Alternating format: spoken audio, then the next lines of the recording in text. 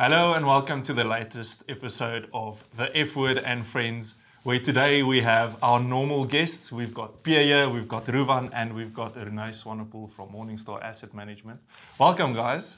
It's great seeing you all again.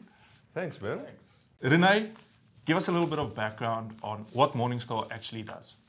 Let me give you a little bit of a story. I always like to think of Morningstar in the story. So about 40 years ago, Morningstar was founded by our founder, Roné Swanepoel, in a Chicago apartment, like in true tech fashion. If you think about a tech startup, it's in your little Chicago apartment. That's where Morningstar was started. He had all of this information about shares, but he couldn't find any information about unit trusts. And that was really the birth of Morningstar. So if you think about it, almost like a handbook comparing different unit trusts. We listed on the NASDAQ, and then 10 years later, clients came to us and said, you've got all of this data, you've got all of this research, just build portfolios for us. And that was really where Morningstar Investment Management came about. So you've got the research leg, where it started, and you've got the asset management side. Yeah. We love talking about behavioral finance and just some tips for investors. So what would you say are some of the biggest mistakes that investors make? I think something that we see time and time again is everyone loves a winner, and there's this thing we call in the market performance chasing. And I think that is probably one of the biggest behavioral biases we have, is chasing those past winners. Yeah, I think we can focus on performance chasing, and we can see it in all different spheres of the world. So like Bitcoin, Yes. I think that was a big performance chaser. When the hairdresser tells you he's going to buy Bitcoin, you know you're Or your mother-in-law. Oh yeah, I don't know if you still have a golden Willoughby's or something, that game. Yeah, that one gave up on me.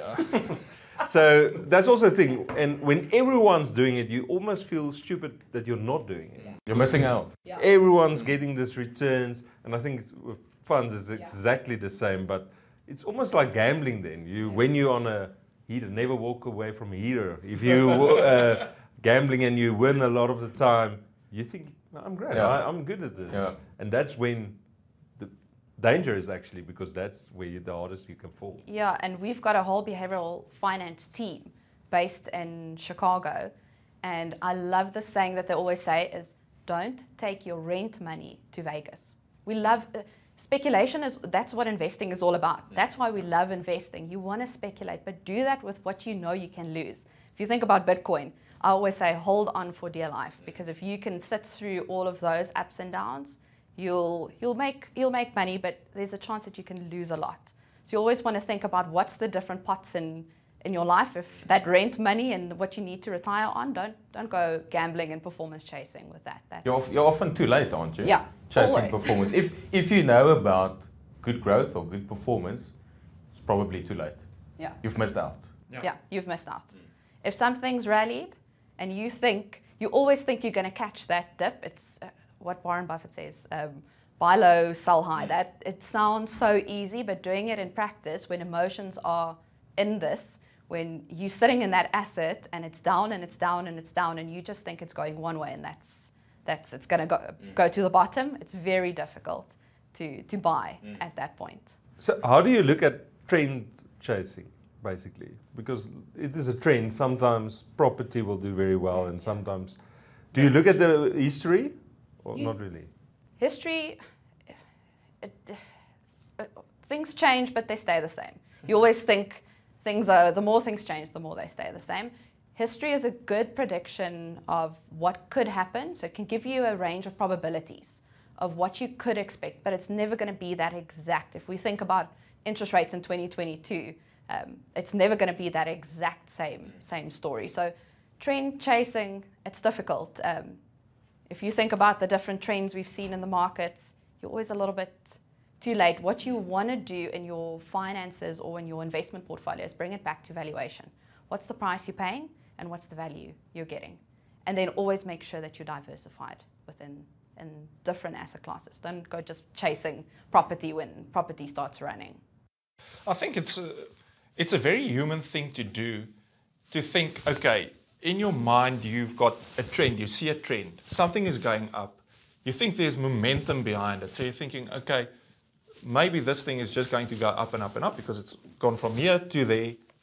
I need to invest or I need to get in because it's going up. I think it's a very human, normal type thing to do, to come to that conclusion to say, well, listen, this thing is going up. I need to get in. But what are the risks of, doing this performance chasing thing? It is. I love this analogy where if you think of something from a valuation or the price you pay, and you think of something that's overvalued, think of it like you're sleeping in a bunk bed. Someone's sleeping at the top and someone's sleeping at the bottom. When you're sleeping at the top and you fall out, you're going to fall farther than the one in the bottom. Yeah. And that is kind of when you think about what the risk is. When you overpay for an asset, you've got farther to fall when things turn around.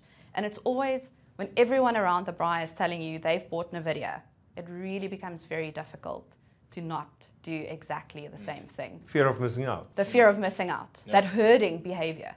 If someone else does it, I want to do it. I also heard about the spring effect. It's the same as a compressed spring can jump higher while one that can fall, if it's already valuations quite high, it can fall. Exactly. Isn't it funny how we always, or investors, sell when it's low and buy when it's high? The complete opposite than what you would do in a supermarket. Yeah. When there's a sale, then you sell. No, you should be buying. I have a lot of euros I don't use. And if you walk into a supermarket, there's two milks. One is on sale. It's exactly the same milk. Why would you go into a supermarket and buy the one that's overvalued or more expensive? And that's the thing with markets. It's in the supermarket, your behavior takes over a little bit, but I think more when it comes to your money and your investment, I think it's even more sensitive to behavior. And I think that's why we see all of these mistakes in the market. Yeah, for the normal Joe Soap out there, how do you actually know if a stock is overvalued? Because that's you've got professionals who do that, but how's your normal investor supposed to know? Well, listen, there's a bubble, or there's a trend here, or this stock it's overvalued. How does that person navigate that? I think from my perspective, if you think, and our perspective at Morningstar, it's very difficult when you're buying stocks. If you think about Joe Soap, buying stocks, you have to do a lot of, if you think about the asset managers like 91 and Alan Gray and PSGs of the world, they actually do a lot of research. A lot of time goes into that. So I think if you think about buying a stock, it's very difficult to know when it's overvalued. You can look at a PE ratio, but something can just keep on running. The price can just go up and earnings go up and you just never know. So I think the best thing is financial advice. If you bring it back to having a financial advisor that almost checks those behavioral biases. And within a diversified portfolio, you're still going to have tech, something that might have run, or you're still going to have property, but don't bet. When everyone in the market is telling you something is overvalued, it's probably a good bet to diversify elsewhere. Yeah. But it's weird, everyone looks at stocks specific, because it's something you know. I know Checkers, I know Woolworths, I know Absa, and I don't like Absa because they didn't give my bank statement to me. But it's got nothing to do with the stock. No. But actually, that drives only a small part of performance. Because let's say Absa and Standard Bank, there's not a big difference in performance. What drives actually is asset classes. And I think what most people don't know is it's more important if you're on offshore equity or on local equity. And that also sometimes performance diverges. So I met an advisor and he said he's put a few years back all his clients' money in property because that ran like hectic. But that's value destruction because it was overvalued. And when COVID came, we know no one went to the office. It fell like 40%. We're not even at that levels again because we realized we're at that level. So asset allocation between different asset classes is even more important than to diversify. There's this thing that they say asset allocation drives 90% of your performance over time. Yeah, absolutely. I think another question that I have is, if something's cheap, so now all of a sudden you've got NVIDIA, down by 50% or 60%, right? If something's cheap, does it make it a good buy?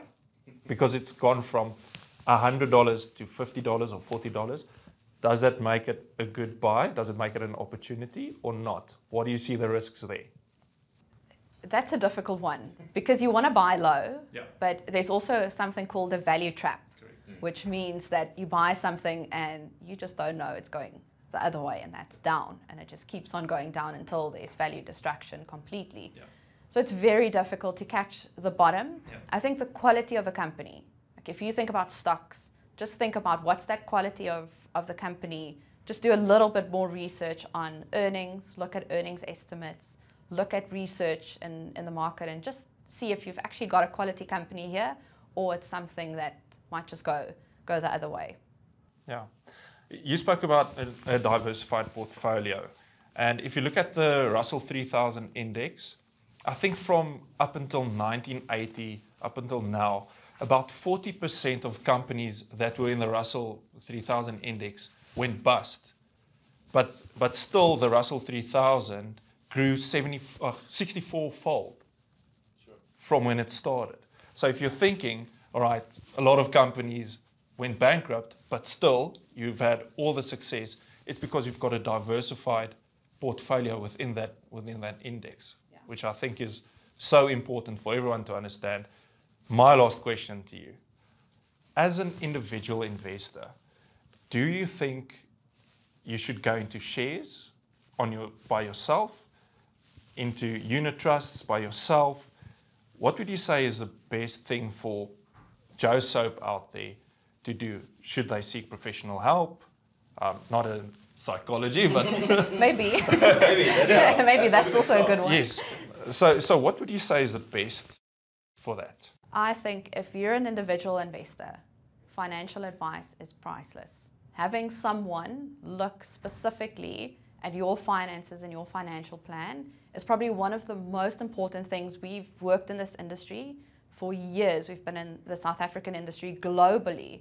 It is probably the thing that Morningstar values the most, and that is financial advice for end investors. Your behavior is always going to impact what you want to do. If you go into those unit trusts, what we did is that performance chasing study, and we looked at someone, they take R1 million, they go rank all the funds, they say, I want to buy the one that did the best last year, and they just do that every single time. Why would you buy the worst fund? Yeah, no one wants to. Everyone wants to be in the winner. No one wants to have the losing fund. And if you do that every single year, you underperform substantially than just being in a well-diversified portfolio that your financial advisor chooses for you.